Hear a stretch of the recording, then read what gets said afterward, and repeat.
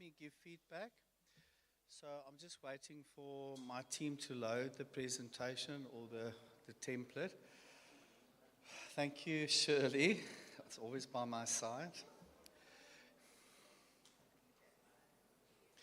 Okay, so before we start, can I say this, that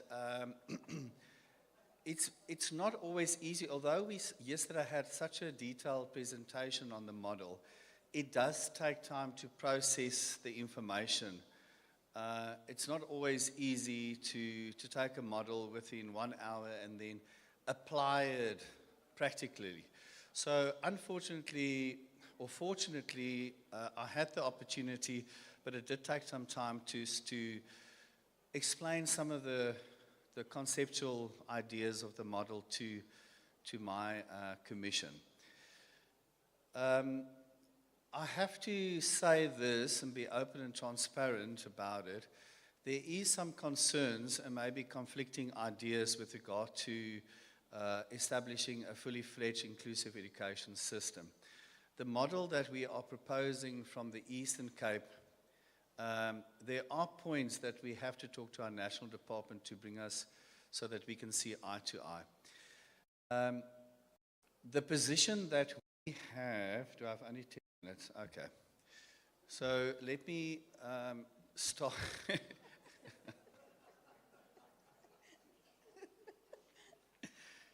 So, thank you. Thank you. So you're also enjoying the moment.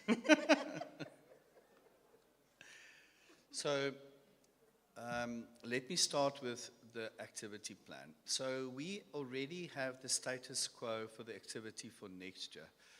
With the support of our Chief Director and our DDG and all the top management officials, we have managed to put the first year's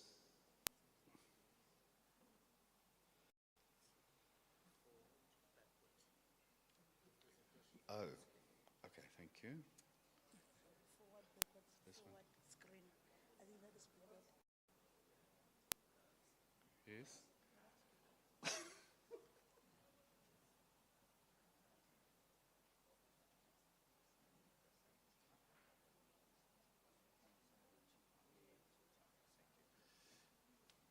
Thank you, DDG. Okay, so the concerns, let me just recap and go back to the concerns because I think they're important when we move forward. We want to be close to our national department as close as possible when we move forward. We don't want to move in a direction that they don't feel comfortable with.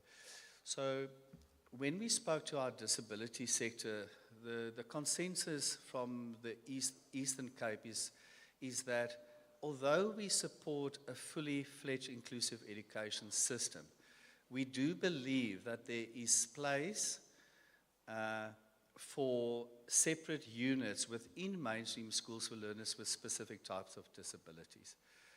That's a strong belief we have. If I can give you an example, a child that is severely intellectually impaired and has a comorbid diagnosis of autism spectrum, which is a lot of our kids in our Elspeth centers, will find it very difficult to cope in a mainstream class where there's 45 learners. They have sensory issues, where there's noise, or, each child is so individual. Anything can trigger that child.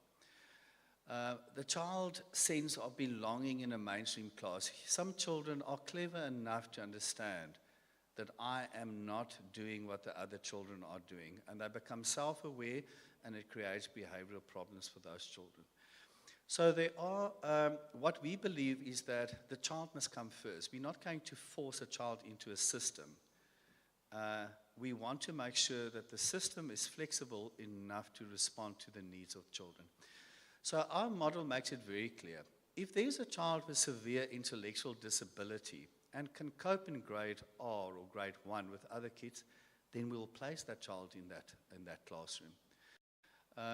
But if we come to a point and see that this child is not coping in this big class of 40 children, his sensory issues are just too overwhelming for him, he's keep on acting out, he has a sense of self-awareness that I keep on falling behind, he's not progressing, or for whatever reason might be, we have proposed that for those children, we do create units for them. And the rationale for the units is it's a favorable teacher-learner ratio.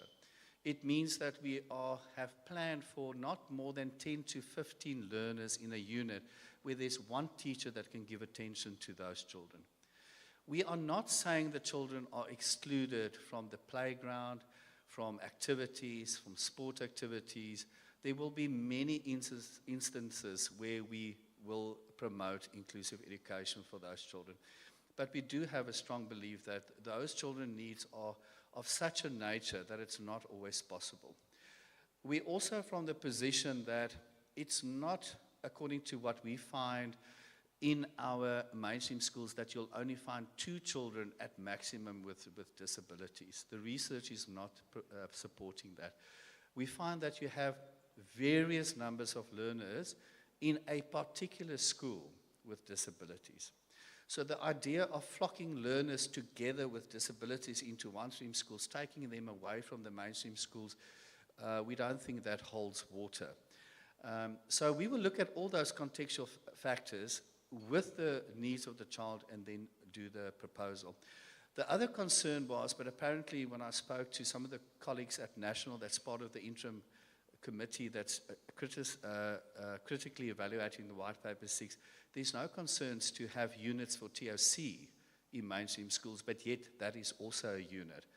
So there is some contradiction information that we are receiving. What we are trying to do, we are trying to respond in the best way we can to the kids.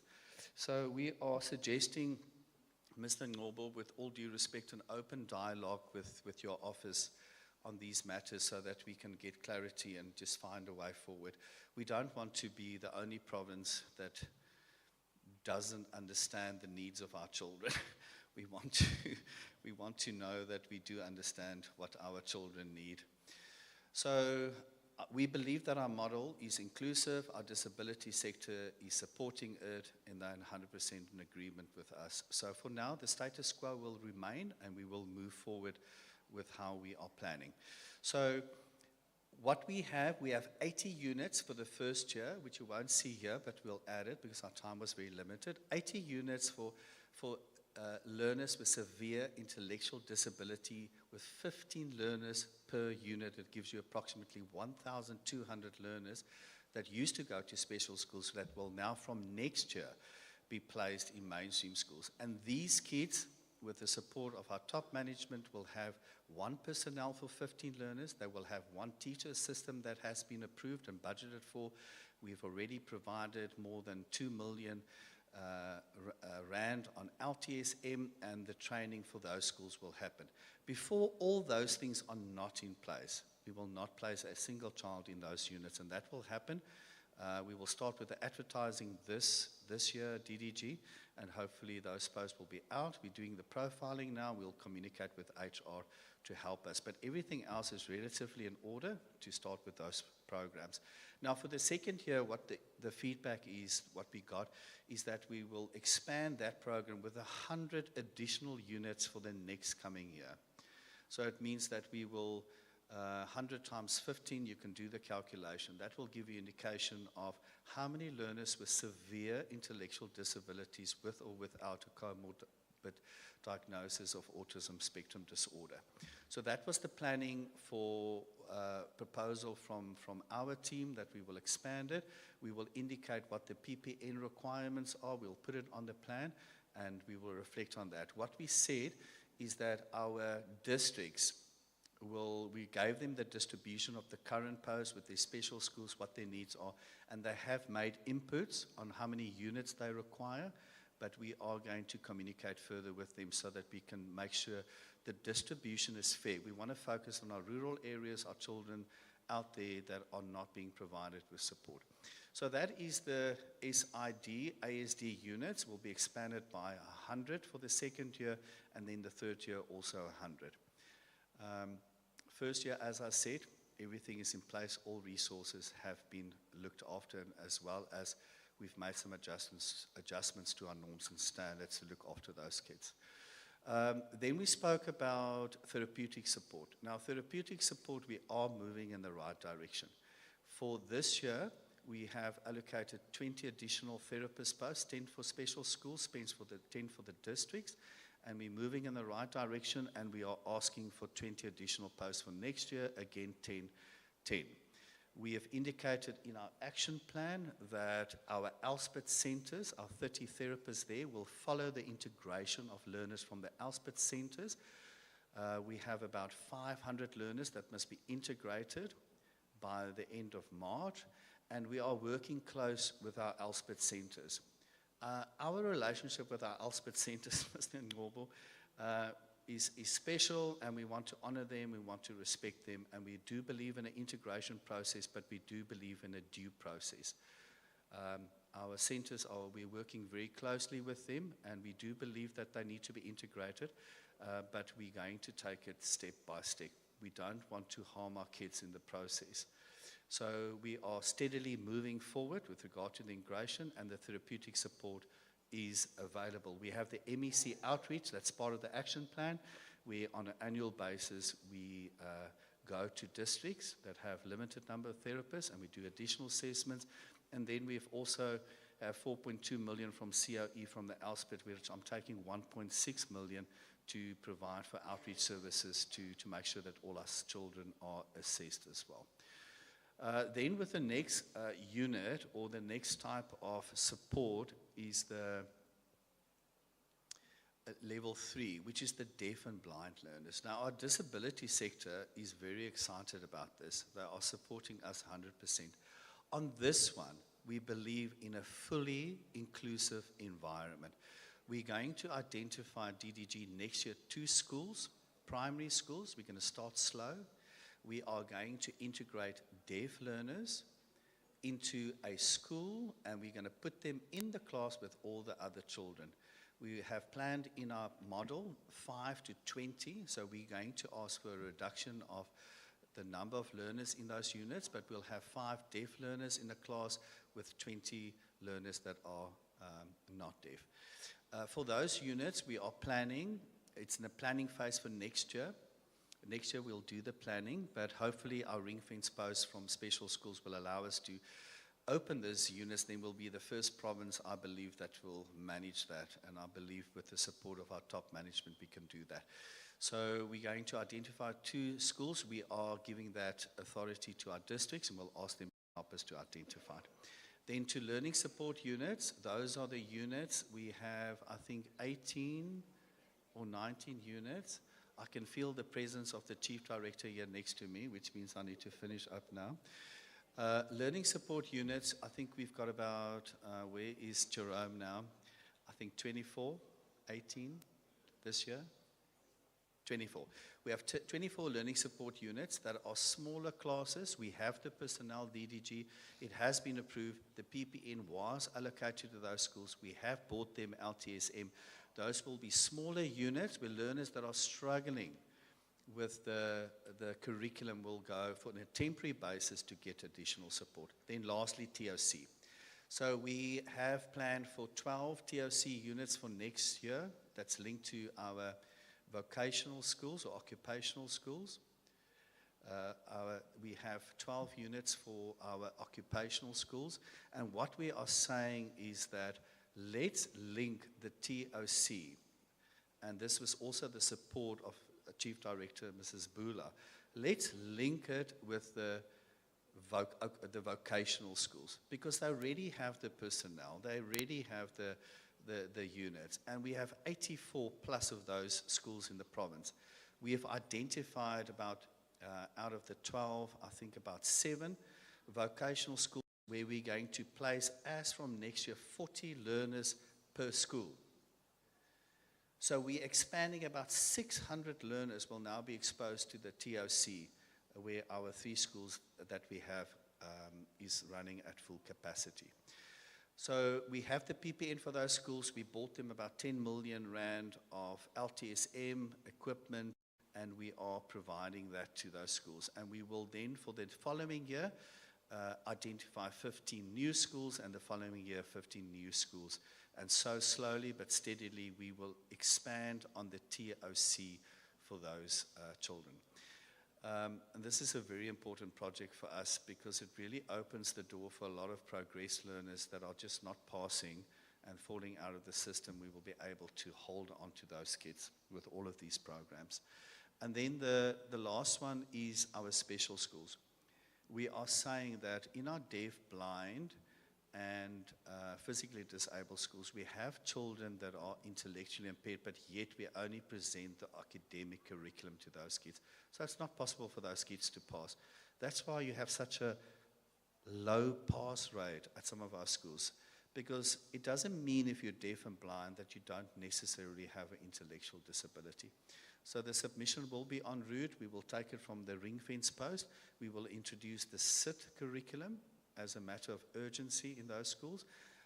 And we will also introduce the TOC curriculum in that school. And then lastly, our Gali Tembani and Ruben Burren School, we're going to introduce DDG, a SID program at Gali Tembani. Remember, it's TOC, but we're going to introduce the SID, the DCAPs. Because sometimes when you look at these kids, you won't know. Even the assessment can't tell you, is the child severe, or is he moderate? The test just doesn't tell you that detail. So it's more about adaptive functioning. So those programs run really nicely together. And we do have a concern that all of these programs are going to be aimed at primary school. So where do we take our children that are older, that are severely intellectually impaired? Where do we go with these kids? And this is exactly where we're going to go with them. We are looking at expanding that program at Gali Tembani, and we're also considering expanding that program at our 3 TOC schools that we have. Ladies and gentlemen, we have to come up with a position where we are creative to respond to the needs of our children, and we will move forward, and we believe that people will move forward with us on these issues. Thank you very much. Masoka.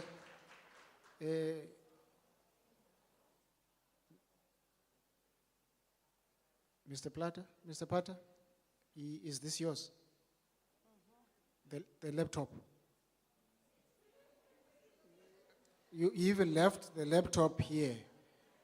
Were you that nervous? No, I wasn't nervous. It is mine. Thank you so much, Mr. Pata, for that presentation. Can we give him a round of applause, please? I'm going to make my remarks after the third presentation. Can I request Commission 2 to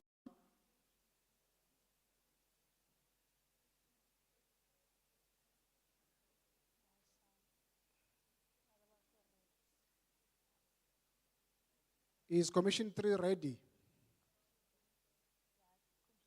Oh, let's usher Commission 2 to the podium.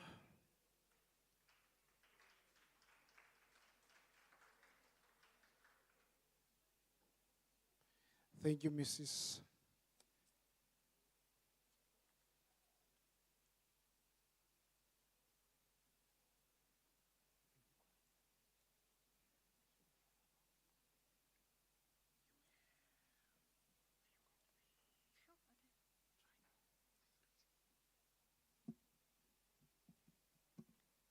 Afternoon, everyone. Can you hear me? I'm just presenting back info that we had in Commissions 4 and 5. Commission 4 was Assistive Technology and Devices, and Commission 5 was the Data Management System. We only got to the point where we were really discussing issues, and we didn't populate our template. We never got to that. So I just want to present like a running discussion of some of the key issues. I'm not going to show you anything, because I'm just going to read it from my minutes. So in Commission 1, we had 2 questions. We needed to revise an assistive technology funding and provisioning policy to ensure that the majority of devices and resources for mainstream learners reaches those learners. So Mrs. Kota from eLearning started with a presentation to explain what we're currently doing. There's an inequitable funding model within Program 4, where 95% of the budget from norms and standards for LTSM assistive devices goes to special schools. And we had some discussions about proposing how we can achieve a more equitable system. So Mr. Sekobela explained to the participants that in the end, there's only about R1 million left for assistive devices per annum for all mainstream learners, which isn't nearly enough. Mrs. Korto also explained some of the packages that they are providing, and 6 special schools were resourced from a recent rollout of a package from Stats SA and CETA.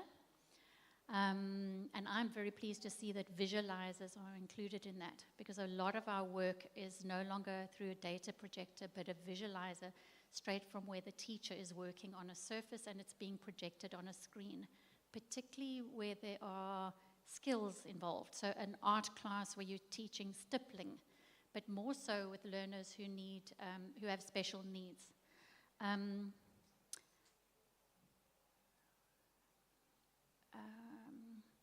We had more discussions about centralizing that budget. There was a question raised by the disability sector whether we have the information, whether special schools are in fact utilizing the LTSM assistive devices budget.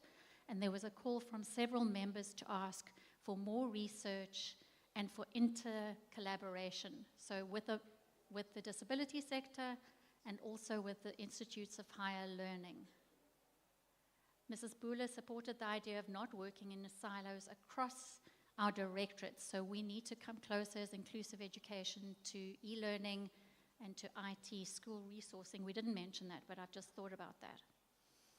We had several contributions, and Mr. Samili made the contribution that what we're trying to achieve is really cake in the sky. He gave the example of how a pen might cost a couple of rand, but a Perkins writer costs 15,000 rand. So disability is expensive. One of the other things that the contribution I made was, for instance, if we look at a pyramid, only 5% of learners actually need individual assistive devices that are prescribed for them. Things like communication devices and highly specialized devices it's issued to the child. And 60% of learners can benefit from the e-learning provision, so laptops, Chromebooks, visualizers, and maybe assistive software. And then there's a smaller group who really just need universal design for teaching. And that was identified as an area that we really do need to capacitate teachers. So on Microsoft 365, for instance, using the accessibility features of creating contrast, increasing the font, using immersive reader that's already built into the software. I hope I've captured all the points under that section. We didn't get to a point where we populated the template and gave timelines. Then to discuss the next commission, Education Data Management, Dr. Mbeje gave a good presentation outlining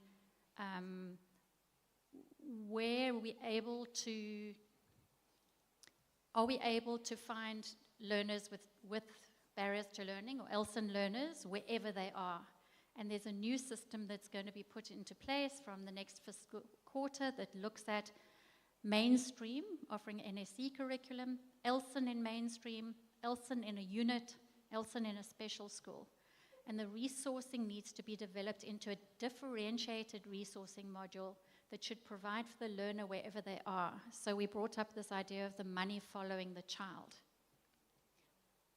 It also raised the issues from several people, mainly Mr. Els, who is saying the verification of a learner's disability needs to be done by the district-based support team, because at the moment, a clerk or someone in the school is loading the disability. So I gave the example like learners who need spectacles are loaded as partially sighted. That's inaccurate.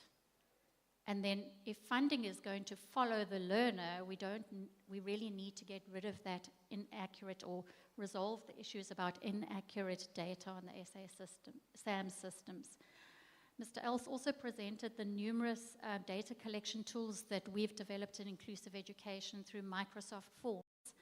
And there was a discussion that really we shouldn't be using multi-data collection, and there's no connection between the two systems, and that we need to build dashboards that really speak to combining the data. And SASAMS it was proposed that SASAM starts to integrate the Microsoft systems to avoid this duplication, or SASAMS is more sensitive to capturing the data that's important for the provisioning of inclusive education.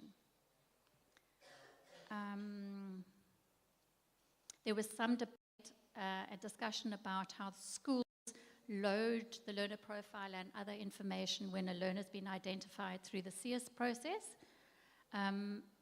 But the SASAM system is not a live system. It's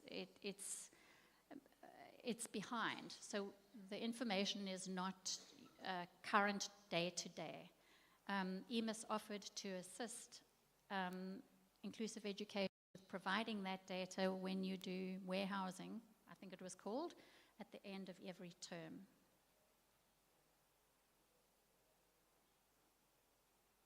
There was, sorry, I missed a key point, and that's the need for an ELSIN number on the SAM system, which will help us with the provisioning model. So that was also discussed at in quite a lot of length, how we'd actually do that.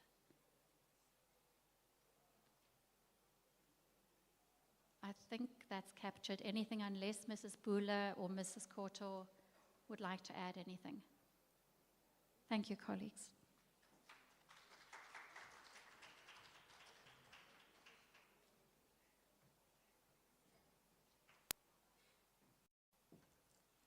Thank you so much, ma'am. Another round of applause, please. Can I ask that Commission 3, if there are no inputs from Commission 2?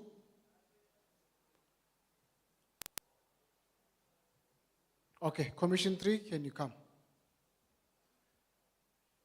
Thank you, Mr. Ngob. Thank you, thank you. Nokhala, Gian, Msuthu, Kubevu. Hayi man.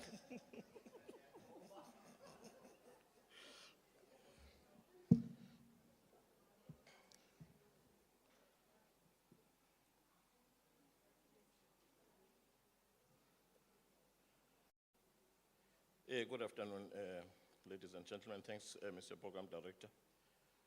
I am going to be quick with our presentation. Good afternoon, DDJ. Sat Ukora and the IT guys are trying to flight it there in the screen. Are you winning? Sure. Oh, okay.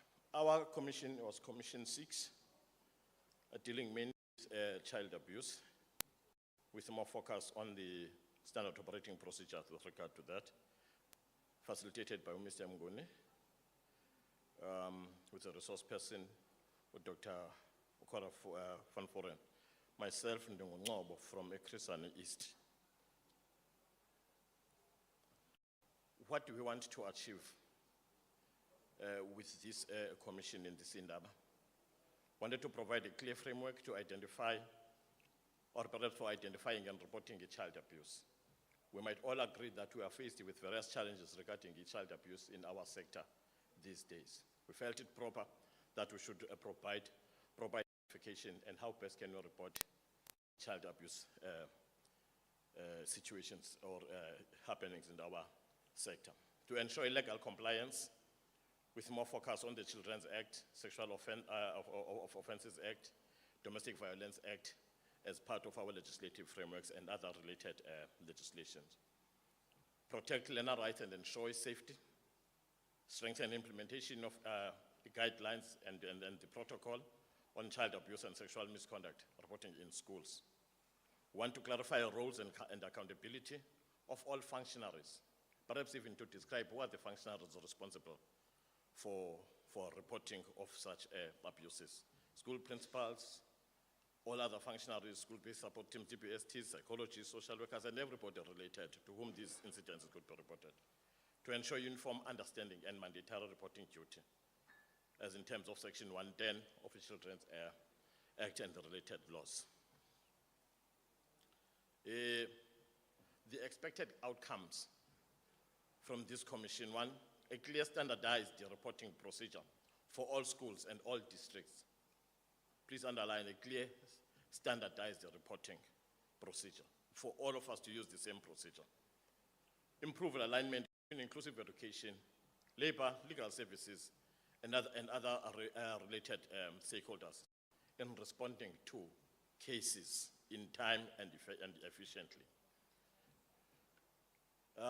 To get a commitment from the district directors within the department to ensure functionality of the psychosocial support system in a proper manner as documented in the protocol, and hence interdepartmental collaboration. We, in this commission, wanted to enhance and strengthen that this war against children's abuse could not be, we cannot win it solely as us, as the Department of Education, but we need a strong collaboration with the Department of Social Development, South African Police Services, NPA for case management, and the related structures. Recommendations for accountability and follow-up actions to ensure compliance with legal obligations. Nazike, these are the points of discussion as per this commission: the legal and policy alignment. Relating to Section 54 of the Sexual Offences Act, Section 110 of the Children's Act, and other related, including the Domestic Violence Act. Districts and schools to ensure that districts and schools are implementing the Department of Education National Protocol and the child abuse guidelines consistently. And also in our point of discussions, how can the department ensure that all staff understand mandatory reporting and the correct use of reporting mandatory forms? What monitoring and feedback system exists to track compliance and case closure? How can the department ensure that all our DPSTs, including our therapists, specialists, and psychologists and social workers, provide stabilization without interfering with the investigation as per the procedure?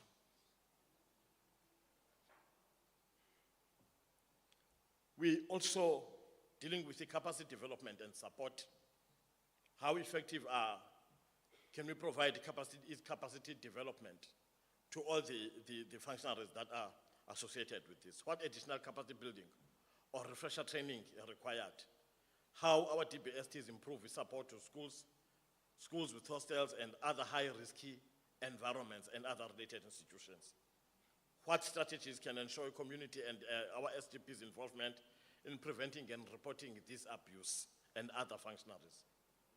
Then how the inclusive education, curriculum, labor, the legal work together to strengthen the accountability within the turnaround specified times.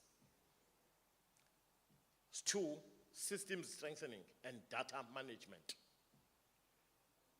Working more on how can the Department of Education digital reporting tool be fully implemented across all the districts, measures needed to ensure confidentiality and data protection, how districts track patterns and repeated incidents to inform prevention strategies.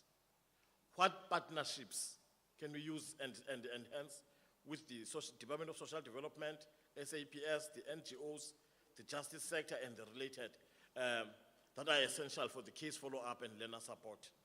Lastly, how can we ensure the best interests of the child remain central to all actions and decisions? Nazike, these are the key insights from our discussions in my left 2 minutes. 1, we feel that there is a need for ongoing trainings on mandatory reporting, particularly for new and acting principals and everybody involved within the provision of e-education. Interdepartmental collaboration between departments should be strengthened for swift response to learner protection. Digital reporting tools, e-functionaries, all of them, including the psychologists, the social workers, should adhere strictly to ethical limits, no therapeutic intervention with the victims prior forensic processes, advocacy and community partnerships, putting the best interests of the child first.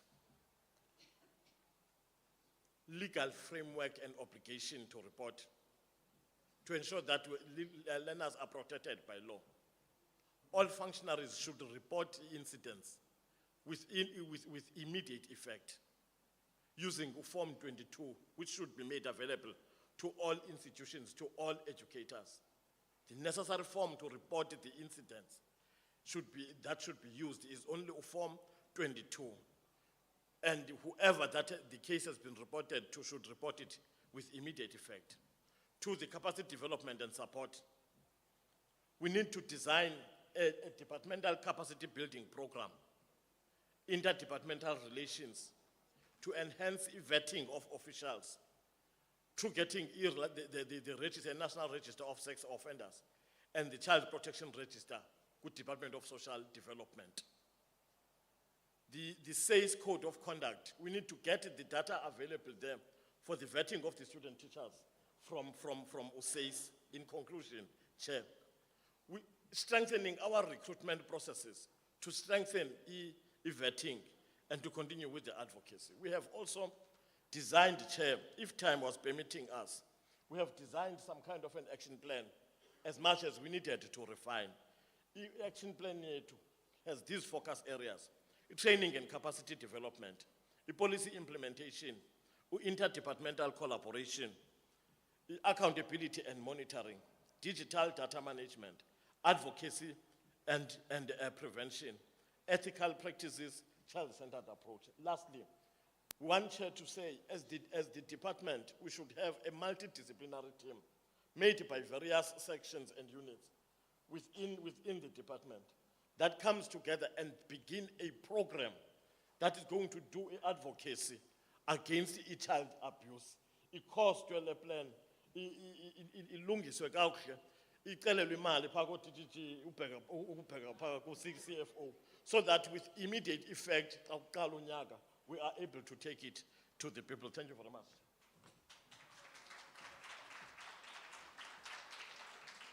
Thank you, Mr. Ngobo. Mr. Joseph, I hope you looked on this side. The shirt that he's wearing is light blue. So I still maintain the color of today. Thank you, Mr. Ngobo. Any contributions from or additions from Commission 3, formerly known as Commission 6? Going once? It's gone. Thank you so much for the presentation. Can you give yourselves a round of applause, please?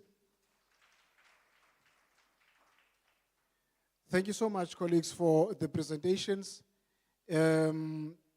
This was not done properly because of time, but I have this recommendation that I want to throw into the meeting, that I know that some commissions did not complete their work. Therefore, I would request that DDG through you, that we give them up till Friday, that all the contributions that are to be submitted, they are submitted virtually, whether, Mr. Pata, you engage on a virtual platform but all the contributions that must be submitted, so that a report on Friday, a comprehensive report on Friday, can be actually, compiled in terms of this particular, task. And I would like to thank all the presenters that came to sort of present the reports from their commissions and all the work that has been done. It is unfortunate that indeed we are pressured with time. In that regard, then, I am going to ask my DDG, uSkhomo, uHudulu, uMhlatyana, uChangisa, kuthiwa ke bombiza ke umuntu ngezinto zakowabo ukwenzela baze selethambile ejola ngapha ngaphambili. Can I ask you, DDG, to come forward and make a word on commitments by the department? Thank you so much. Masim Kwabel.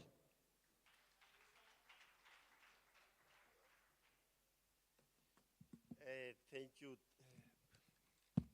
Thank you, Chair. Eh? Oh, sorry.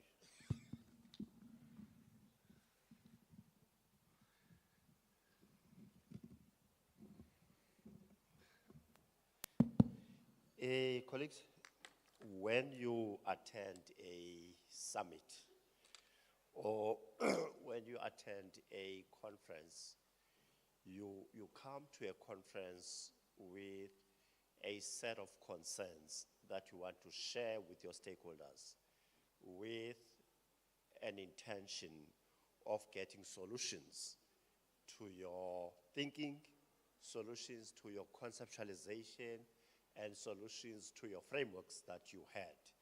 And operating within those frameworks, you told yourself that in my little corner, I've thought about this, and in my little corner, I've tried to pull all this information together, but it still does not make sense. So let me therefore invite everybody. So as we come along, day one, we put on the floor what our expectations of this session are. The reason we do that, we don't want to call you for the sake of calling you. We are calling you so that we can make a contribution to take the system from one level to another level. So all of the things that need to, or that require to be worked out and teased out, they are thrown into commissions. And in the commissions, this is where we dedicate the whole day on commissions. And if you note with you, it was just 2 hours, you know. And colleagues, I don't want to lie, my assumption was that it's going to be a whole day and then we are reporting back tomorrow. Now, when I come here, only to hear that, I go to the harbor, go to what did it? No. It doesn't work like that. So let's first support the idea that we can ask the commission chairs to interact with commission members who are going to circulate the registers so that in each commission we can share email addresses that people who want to make input, they can make inputs, so that by Friday we can sit with chairpersons of commissions on consolidated recommendations that we can send back to you as the report of this session. But colleagues, what is very important is to note the parameters of our discussion. We are operating a system of education in a context of international practices. So what we do is not something that is in the corner of Eastern Cape, but it's an internationally practiced education phenomena, and particularly inclusion and inclusive education. As a result, in different countries, you'll find different forms. So as we go along, we also benchmark and learn against best practices. So what we're trying to do today is to chart a way forward for the funding and supporting of an inclusive education model for the Eastern Cape.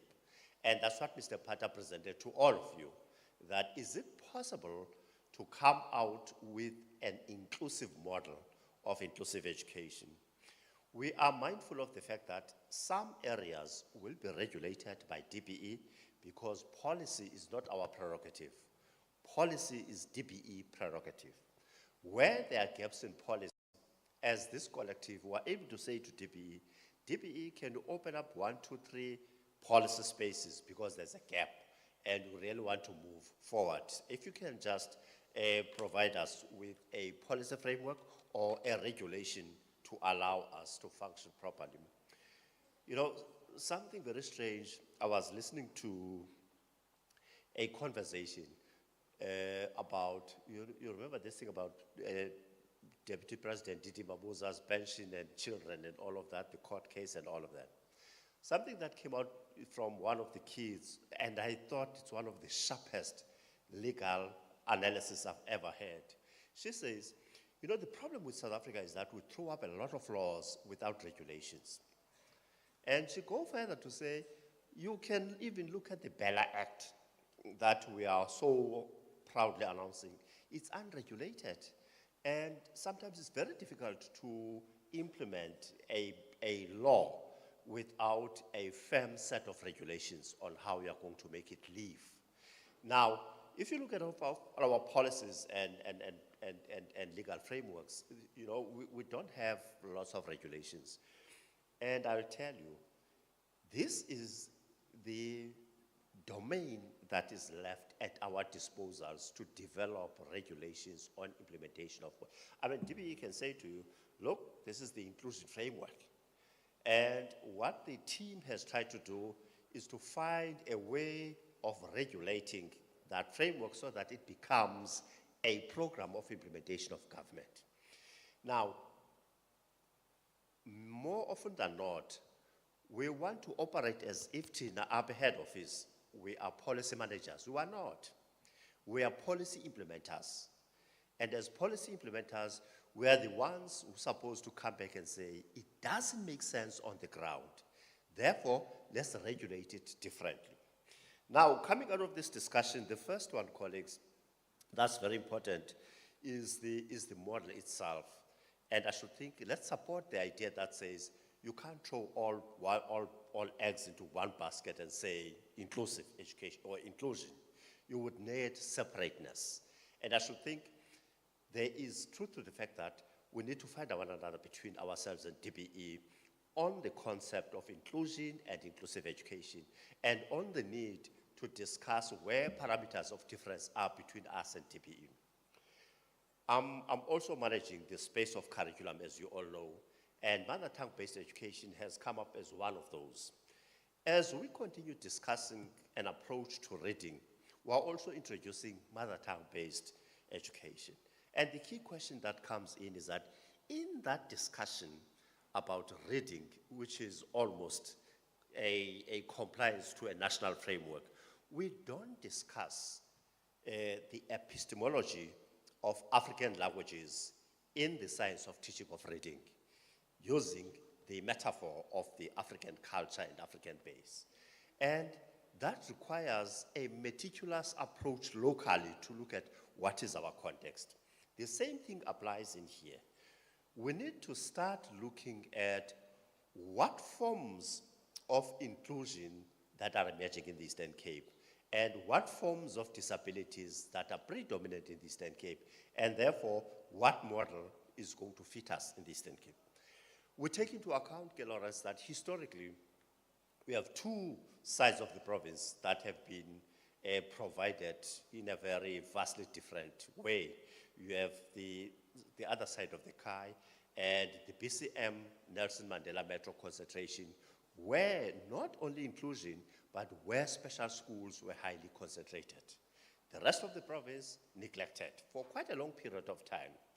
So when people talk about autism as coming, it's not necessarily that autism is coming sharply for the first time, but it's because people have become aware that government is supposed to support this kind of inclusion. Now, in this case, it actually means in the past, we were not paying attention to all of these. Now we're beginning to pay attention to them. So the notion that says, look, differentiate, separate, we therefore need to develop a very strong database, data collection, on how we manage cases that emerge as a province, especially cases that require inclusion, interventions. As I'm saying, colleagues, we don't have a database at ward level, which is the smallest unit of government, wherein our district can tap on data that comes from the hospitals, that comes from home affairs, that comes from social development, just to give you a card profile of this child per household. Even including the cluster discussion, my fight with them is that when you fight issues of disabilities, poverty, those issues zine address, zine stuko, ezuzenzile bezabantu abagezutuko. So it's not cases that are out of the blue, but really it's households. But colleagues, as we're sitting here, we don't have that data. I can ask you now, where is our database on newly identified cases of autism in the Eastern Cape? We don't. And this is the big call for all of us to think about the system afresh.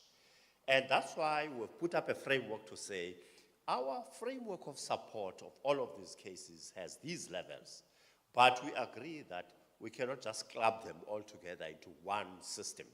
We need to agree that some might need a bit of differentiation. So I should think let's support that we need to then agree who needs specialized support, so this framework that has been presented by Commission 1, I suspect we need to support it fully. It's going to be a tough time. Imagine when you say blind and deaf children must be integrated in the mainstream. It means, therefore, as government, you know who they are, where they are, and how much do you need to support them.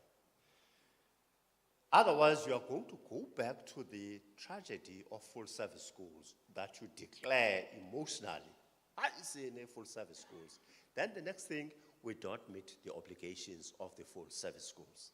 And therefore, they don't do the job that they were established. So nationally, there was a decision that, hey, let's revise, let's review, because we're not plowing the requisite resources to these full-service schools. Again, if we were to think about moving the direction of specialized units, we support that, but we need to agree, what are the norms and standards that will apply to our specialized units? What is going to be the PPN provision for that? What is going to be the LTSM provision for that? What is going to be the funding requirement for that? If we then work out each of these and we're able to package it, which is what we expect commissions to support in doing. What will a special unit look like in terms of all the provision that it must cater for? Now, if we say these kids must go to full service schools, what are the implications for the skills combinations of teachers that will be dealing with these classes? Now, if we have to think about a 5-year plan, it's going to give us a leeway to work out over a period of 5 years to say, look, in the next 5 years, we can tackle 10% of the problem. So it's going to be very useful. The second big issue, colleagues, that you spoke about, which I think is very important, is the issue of funding, equity redress. Now, post 94 colleagues, I should think the main obsession with everybody, you can go to the Fiscal Commission and all the recommendations that they made. You can go to National Treasury. I should think the main concern was really about the poor of the poorest and how they can get the lion's share. Because historically, whites got the lion's share compared to black children. In so doing, we then worked out a formula that is even beginning to kill some of the interventions that we're trying. Can take, for example, farm schools. Farm schools will never, in any figment of imagination, give you 1,000 children. It's a farm school. A farm school with 200 kids. Yesterday, I was in a farm school in Port Elizabeth, wherein children as big number as 40 in one class is grade 1 and grade 2, because the PPN does not allow. The PPN funds the number of children in a school. That's why we have rationalization, small schools. Otherwise, it's the phenomenon of the Eastern Cape. And I don't think we want to recognize that. Again, inclusion comes to that space.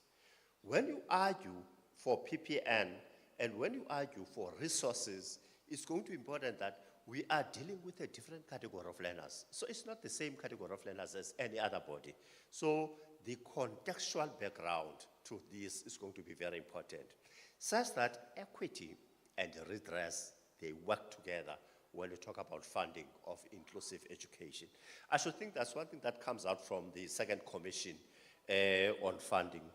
The third commission, colleagues, is the third issue that comes out is the issue on curriculum. Colleagues, I'm fighting, and in my fight, I'm trying to say the 3 streams model says not every child wants to do mathematics and science, but it doesn't say disabled children must do occupational curriculum. It doesn't say that.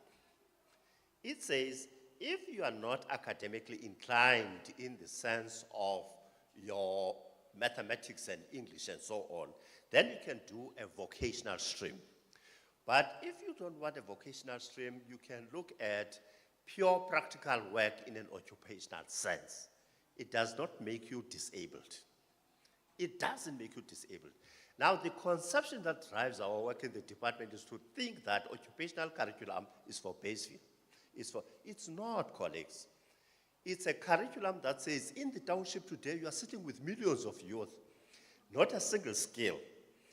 If these ones, you can give them just motor mechanic skill.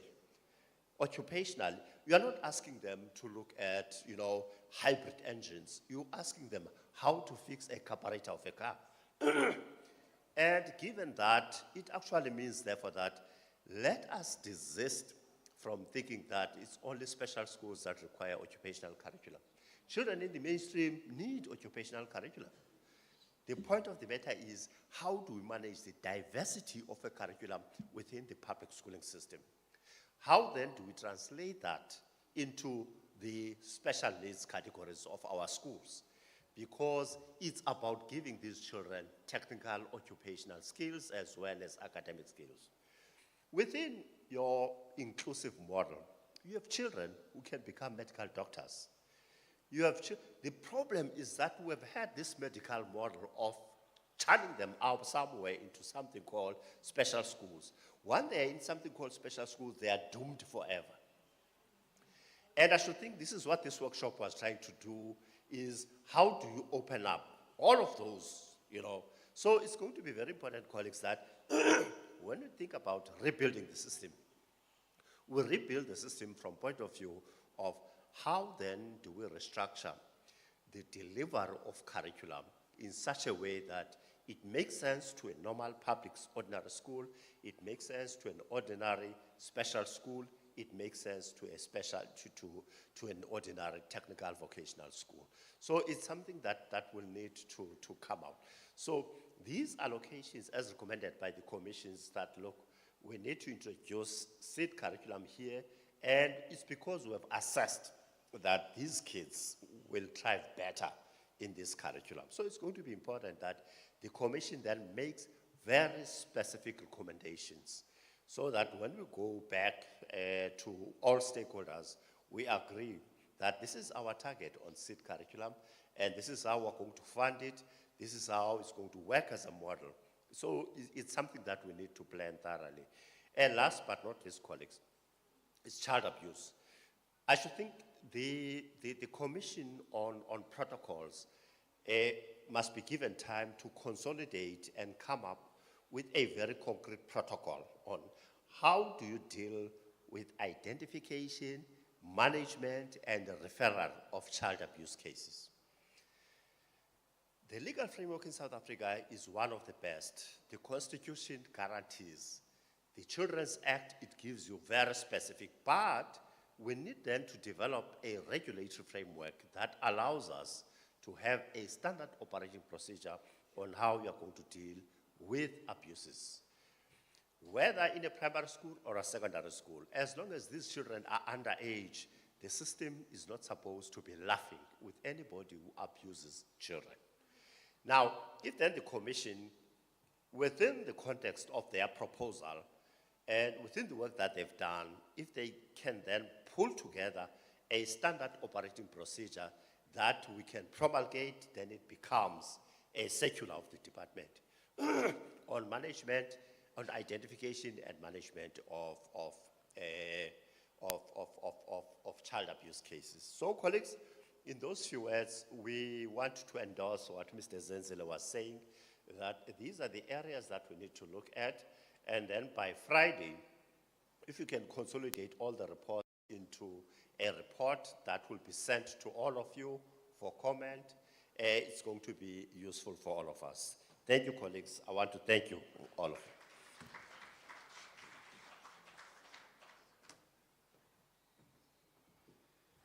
Ndicela ezinye izandla futhi.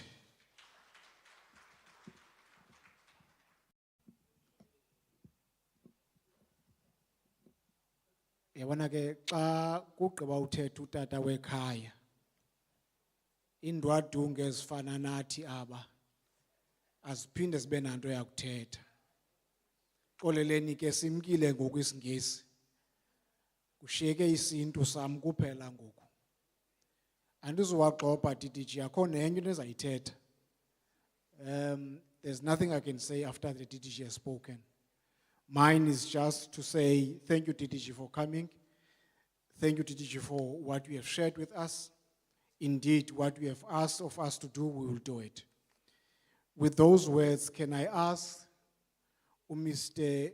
Monwabisi Mbangeni to come and do the vote of thanks? Esiza ke enjalo, ndiza kumcela ke njengamntana wayile Sunday school. Oh, uxolo tata Mbangeni. Uxolo tata Mbangeni kancinci nje. Uxolo tata Mbangeni.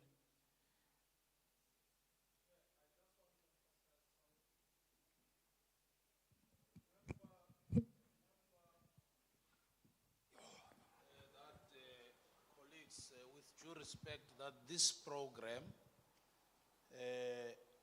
was also in partnership with the disability sector.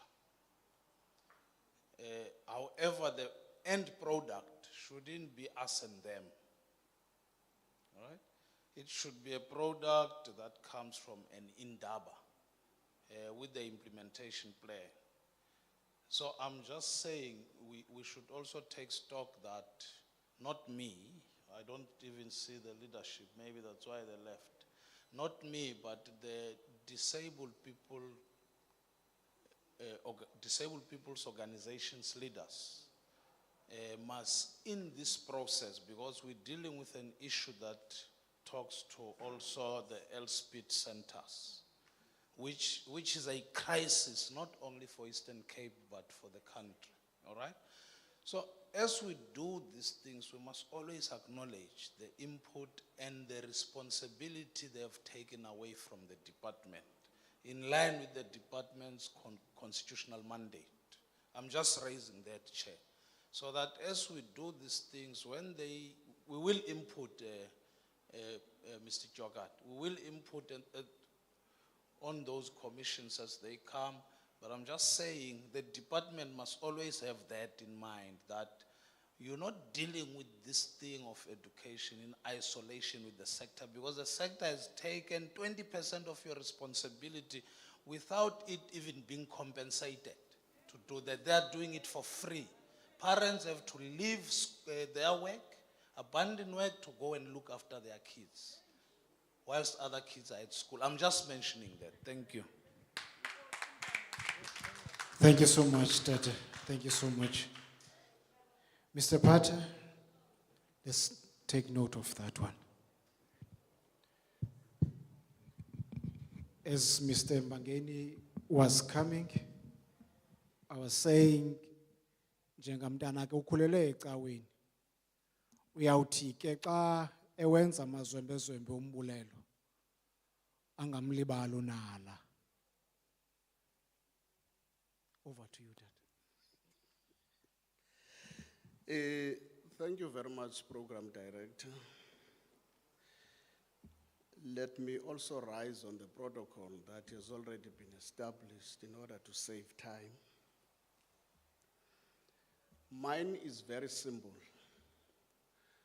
Just to say thank you to everybody who's here. But let me do that by starting Gogubulela, the TTG that has joined us. We have been missing him the whole of yesterday and the morning session today. Enkosi Budrai for coming to this meeting. We also want as the department to appreciate the presence and the inputs that were made by the MEC for the Education Department and also by the head of department, who has passion and interest in the subject. But also in the commission that I was in, something has happened there. Utata Mnguni gave us chance to introduce ourselves. Zange ndambona ubujeke novalo kangaka. We were joined by a number of officials from the NPA, and yazi le nto emothuze kangaka. Nabanye ke abaninzi who took their phone and moved out of the commission. But what I want to appreciate is the guidance that they provided to that commission in terms of clearly articulating the protocols in terms of reporting sexual harassment cases that are prevalent in the department. That commission was exposed to Form 22, and it was my first time portrayed to learn about that Form 22. Akhonto ke, but the Department of Education also wants to appreciate the presence of all the stakeholders who have been invited in this meeting, which had really made us to know that inclusivity or inclusion of the disability in our plans is very paramount. Thank you for understanding that out of this meeting, your operations and plans will be talking to that standing items. Whether you are in a directorate or chief directorate meeting or a section meeting, you must make sure that it becomes a standing item that must be dealt with. In whatever podium that you take, it must be the item that must be addressed to our communities. This indaba, Mr. Pata, has made it possible for the audience to know that we have got the responsibility of celebrating the achievement and also promoting full inclusion of people with disability. Let alone that we were exposed to a very complicated but very interesting language that I was not even used to. Yafundisa abantu abaninzi ke. We really appreciate that. Our presenters have made it possible, had taught this audience that without inclusion, the education system is incomplete. So we have got a responsibility to go out and run a department that is complete. How often do we talk about it? It's a matter that must be addressed on a daily basis.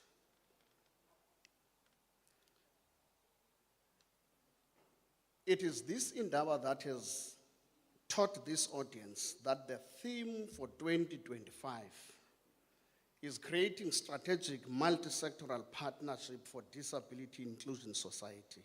That has been realized in this endeavor. We really appreciate that. But also, thank you for teaching us that in order for us to do that, it needs teamwork. That is why our presenters continue to talk of the finances that must be injected into the programs that relate to inclusion. The LTSM that must be procured in order that it talks to inclusion as well. We really appreciate that. But also you have taught us that everybody has got a disability here. I'm not referring to you, Mr. Pata, because of your spectacles. But there are a lot of disabilities that we have. And some of them we're not even aware of them. So when we look at those learners and those officials, we must not think that we are safe. We have got our own disabilities. So out of this meeting, we are committing as this audience that the department must be relaxed. We are going to go out and the implementation plan as it was raised here. And these inputs will be consolidated for implementation by all of us here. Lastly, I want to say, iphelile ke namhlanje iindaba. Iindaba has come to an end. So our next step will be our families and our homes. We are not going to go via. Enkosi kakhulu for that. Can we then stand up and take the grace.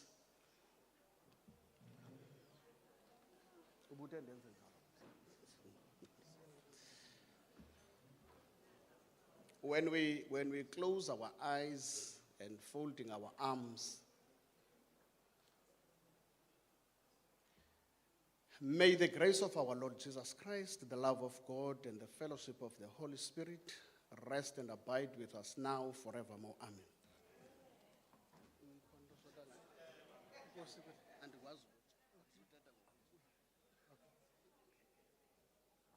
Enkosi Tata uMbangeni.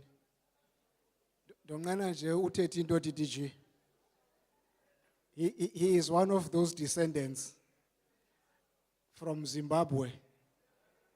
He's my brother, that one. He came from the back of the crocodile.